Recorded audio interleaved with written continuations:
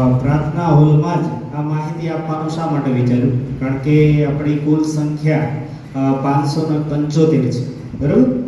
તો એ દરેક ઘરે આ માહિતી હવે પહોંચવી એ જરૂરી છે. અને આમે સાયન્સ ટીચર તરીકે પણ મારી ફરજ છે કે આ બાળકોને વાયરસ વિશેની માહિતી તમને મળવી જોઈએ. તો ચાંદીપુરા વાયરસ, મિત્રો, જે હમણાં તમે છાપામાં દરરોજ વાંચન કરી રહ્યા છો અને એમાં નાના બાળકો છે એ આનો ભોગ બની રહ્યા છે. તો ટાઇટલ છે આપણું આજનું, જે રોગ જે હમણાં ખૂબ ક્રિયાશીલ છે, તો એને અટકાવવા માટે આપણે શું કરી શકીએ, શા માટે આ થઈ રહ્યો છે, તો એની માહિતી તમારી સમક્ષ મિત્રો રજૂ કરી રહ્યો છું. સારું, તો પહેલી આપણે સ્લાઇડ છે આ રીતની છે. એક દિવાલની તિરાડો કે જે તિરાડો હોય ત્યાં મચ્છર પણ, એડિસ મચ્છર છે એ ડેન્ગ્યુ માટે જવાબદાર એવું નથી, ચાંદીપુરા વાયરસ માટે પણ. એટલે એક માખી છે સેન્ડ ફ્લાય, બરાબર? આ માખી છે એ આ પ્રકારની છે અને વાયરસ એનો દેખાવ આવો છે, બરાબર? તો આ ચાંદીપુરા વાયરસ મિત્રો જે ધીમે ધીમે નાના બાળકોમાં જીવલેણ બની રહ્યો છે. આજે મારા ખ્યાલ પ્રમાણે કેટલા 54 જણા છે એ સારવાર હેઠળ છે, 54, અને 3 છે નાના બાળકોનું અવસાન થઈ ચૂક્યું છે, બરાબર? આજના જે છાપામાં ન્યૂઝ છે એ પ્રમાણે. સારું, નેક્સ્ટ.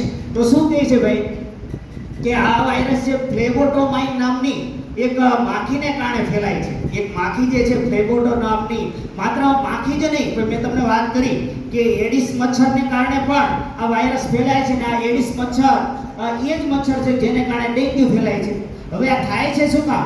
જે જગ્યા પર ગંદકી હોય, પાણી ભરાયા હોય, હમણાં તો આ ચોમાસાની ઋતુ છે તો આપણે એ સાવચેત નથી રહેતા ઘણીવાર. શું થયું? ના ના, બરાબર, કશું નહીં, હમણાં સમજશે.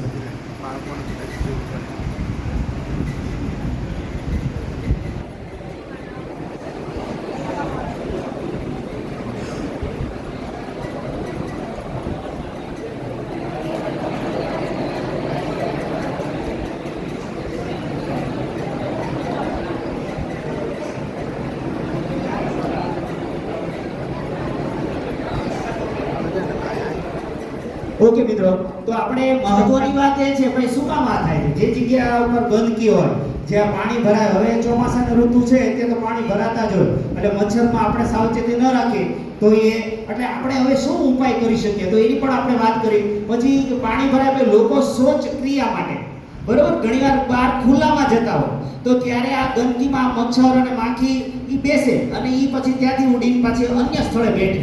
તો ભાઈ આપણને કરડે તો આપણે ચાંદીપુરા વાયરસથી અસર થાય છે. 27 જૂનથી હિંમતનગર સિવિલમાં અચાનક એકાએક બીમાર બાળકો પડ્યા હતા અને બાળકો દાખલ થવા લાગે છે અને ડોક્ટર પણ ચિંતામાં મુકાઈ જાય છે. બાળકોને એકાએક તાવ આવે છે, ઉલટી થાય છે, માથાનો દુખાવો જેવી સમસ્યા થવા લાગે. આ બાદ સારવાર દરમિયાન એક બાળકનું મોત થઈ જાય છે. પછી જાણવા મળે છે કે આ ચાંદીપુરા વાયરસ છે મિત્રો. તો આ બાળકો માટે એક જીવલેણ રોગ છે, પણ ચિંતા કરવાની નથી, બરોબર? એના માટે આપણે સાવચેત થઈ જવા. તો પહેલા શું કરાય ભાઈ, મેલેથિયોન નામનો એક જે પાવડર આવે છે એનો છંટકાવ કરવાનો. સારું, નેક્સ્ટ આપણે જોઈએ વધારે.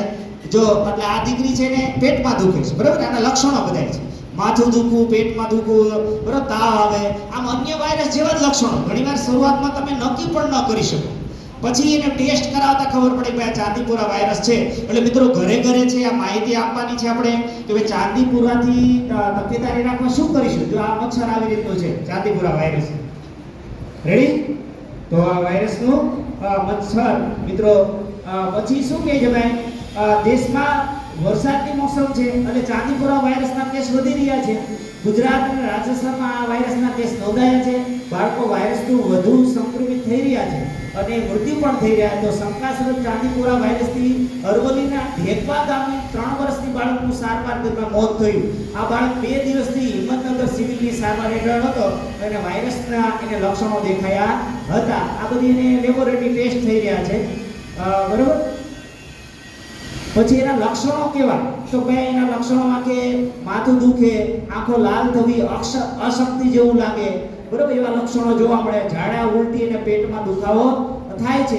અને ટૂંકમાં છે બેદરકાર નહીં રહેવાનું, બરોબર, જાગી જવાનું. તરત ભાઈ આવા લક્ષણો છે તો ડોક્ટરને આપણે બતાવી દેવાનું રહેશે. આ માત્ર એક જાગૃતતા માટે બાળકો, કારણ કે ઘરે ઘરે આ વાત એ પહોંચે એ જરૂરી છે. એમાં ગ્રામ્ય લેવલે વધારે આની અસરકારક થશે, કારણ કે દિવાલ બધી તૂટેલી હોય, બરોબર, તિરાડો હોય, એમાં આ બધા વાયરસથી ભરાઈ જાય, બરોબર. આવી માખી છે, મચ્છર છે, એ ત્યાં જો એટલે પૌષ્ટિક આહાર ખાવાનો. જો આ બધું હવે આપણે બધું બરોબર પૌષ્ટિક આહાર ન ખાઈએ, નુકસાન થાય એવું બધું ખાતા હોય, પાણીપુરી એ નહીં ચાલે. એટલે પૌષ્ટિક આહાર ખાવો પડશે, બરોબર. તકેદારીમાં એ લેશું. જો કહે છે કે ભાઈ પૌષ્ટિક આહાર ખાઓ, આરામ કરો અને વધુ માત્રામાં પાણી પીવાનું છે. પાણી વધુ માત્રામાં પીશો. અને પછી અટકાવવાનો ઉપાય હું ભાઈ સેન્ટ ફ્લાયની ડેન્સિટી વરસાદી ઋતુમાં વધુ હોય છે. હવે આ માખીની પાછી તીવ્રતા કેમાં વધારે છે? આ વર્ષા ઋતુમાં છે. તો વધારે તકેદારી આપણે રાખવી પડશે. હમણાં તો વરસાદની મોસમ છે, બરોબર. તો સારું, તો હવે શું કરશું ભાઈ? મેલેથિયોન 5% પાવડર દ્વારા ડસ્ટિંગ કરવાનું છે. એટલે પાવડરનો શું કરવાનો છે? છંટકાવ કરવાનો છે, બરોબર. તો આનો ઉપાય આપણે કરી શકાય. તો શું બચવા માટે શું કરશો? આ છેલ્લો મુદ્દો, આજનો છેલ્લો મુદ્દો, બરોબર. સારું કે ભાઈ વાયરસથી બચવા માટે ઘરની દિવાલમાં અંદર બહારના ભાગમાં રહેલા છિદ્રો તેમજ તિરાડોને પુરાવી દેવાય.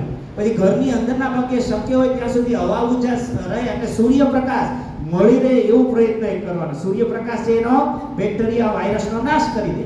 ઓકે. અને 14 વર્ષના બાળકોને જંતુનાશક દવાયુક્ત મચ્છરદાનીમાં ઊંઘાડવાનો આગ્રહ રાખો. અને બાળકોને શક્ય હોય ત્યાં સુધી ખુલ્લા શરીરે ઘરની બહાર આંગણામાં રમવા દેવાના નથી. રેડી મિત્રો? Thank you. તો આ રીતે આજની તમારી સમાપ્ત.